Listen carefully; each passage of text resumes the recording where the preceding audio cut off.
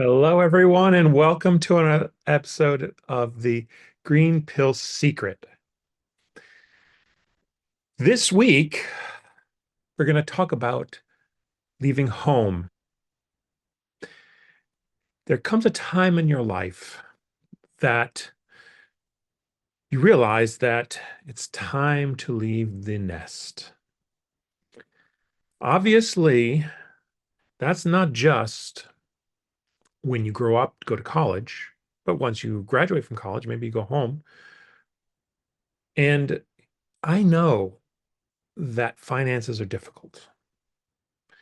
And I know that scrounging up enough money to get a house probably sounds out of the picture, but I think a good first step, yes, staying at home and being able to save at the low rent option of your parents' place so that you can eventually make that payment to a home is actually a good idea. But you're putting a lot of burden on your parent, and think about your dating prospects. You're a 20 something living at home. I mean, is a guy want to pick you up at your parents' house and know that anytime you invite him over, her parents will be there as your chaperone? Is a girl gonna want to meet you at your place when she knows that your parents are there and you don't have the cash to live on your own? These are definitely roadblocks for your romantic relationship, but as far as your financial long-term goals, treat them as separate. And although I want to do a different episode on money, I want to say quickly that I personally have a fund that I use for buying property, for eventually going back into a house because I'm living in an apartment right now. I just leave that money squirreled away for that. And I don't worry about it. And I just live my life the way it's best lived. As long as you have a goal and an idea for savings, you should be okay.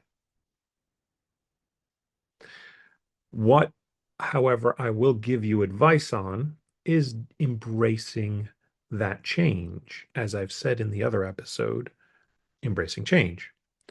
Leaving home, leaving the nest seems scary, but that newfound independence and a correct budget allowing you to take advantage of that is the secret. And what's more, maybe where you grew up, maybe where you're living now isn't the best opportunity. Maybe you want to have a career in something like music, and you're living in some small town in Maryland. Well, there are music opportunities out there, but boy, oh boy, in Nashville, Tennessee, you could have the Grand Ole Opry. That's the thing.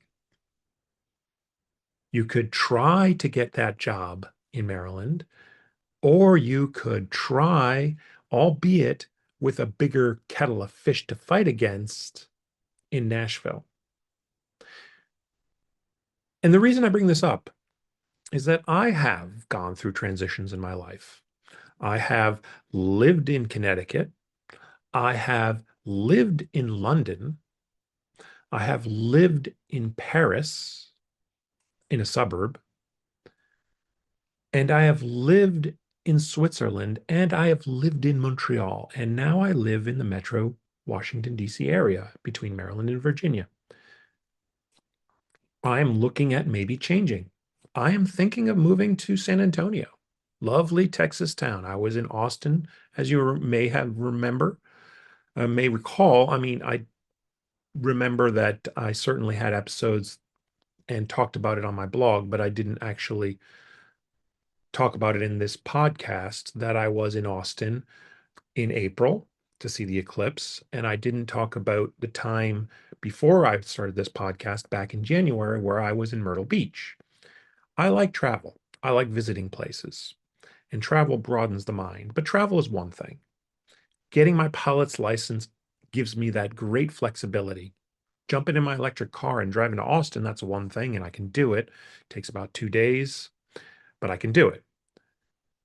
On the other hand, jumping in a plane and going to Montreal or going to Iceland through Greenland, I mean, that's a fascinating idea that I might actually end up doing once I am VFR and IFR certified.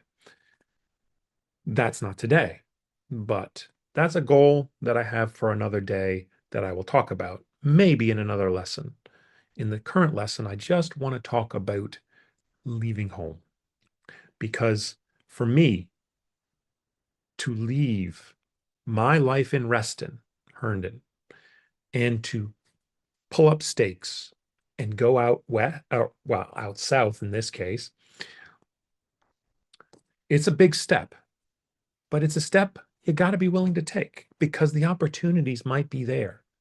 There are a lot of opportunities for software engineers here. There's a lot of them in Boston. There's a lot of them in New York City. There's a lot of them in Silicon Valley. Austin and San Antonio and Houston and Dallas, all these lovely Texas towns, and San Antonio being somewhat in the triangle of the middle of it, it's got a nice opportunity and it's got a nice chance for me. I'm not saying I'm going to move there. I've got some opportunities here that I'm still thinking about. But the point is, if I can pick up stakes, you can pick up stakes. You're not going to lose contacts with folks.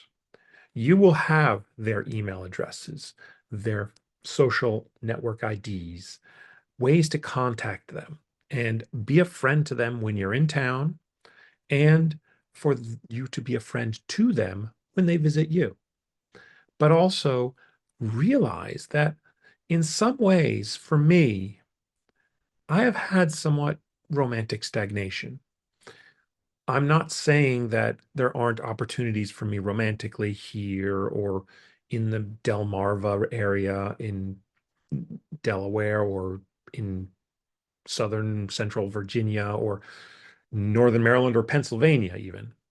All of those would be technically within my purview of potential dating situations, but some of them are quite far and would require a lot of me listening to audiobooks as I drive there. And I certainly love my science books as I drive. So there is that. But moving to a whole new location and a whole new place means that the romantic opportunities change. Doesn't mean for the better. Maybe I won't find any women down there and I will be just as bemused by the whole thing, but I'm not for one that would just rely on that because I'm going to go down there. I'm still going to be reading the science books. I'm still going to run the science book club. I'm still going to run Reston Writers, even though I'll never attend a meeting in person again. I'm still going to be loyal to the Westminster Astronomical Union, Astronomical Society, because I can go on Zoom. And just as my friend in Arizona attends online, I can still attend online. I may even do some of the things with the Electric Vehicle Association of DC, even though I will be down there in Texas and I will do electric car things in Texas. And I will do all the other kinds of cool things in Texas that I do here, including even going to Austin and talking to the legislators and trying to get certain things passed.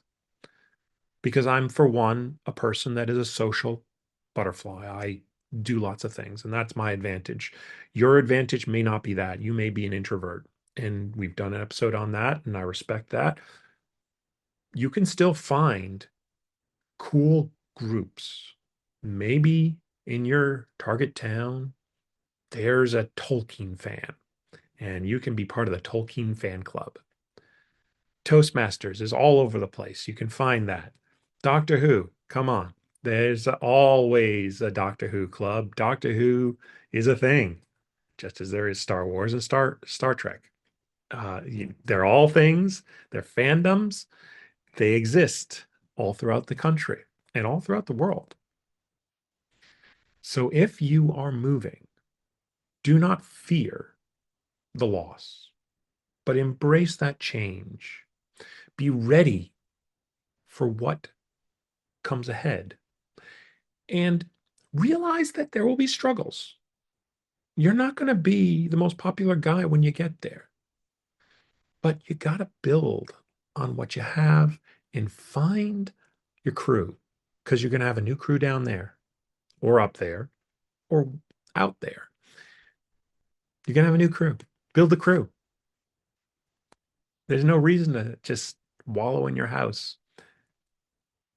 Move someplace, build your friend network, maybe find a romantic partner, and be safe and embrace it. And when you're ready, be ready to leave home. And this has been another Green Pill Secret. Thank you for watching.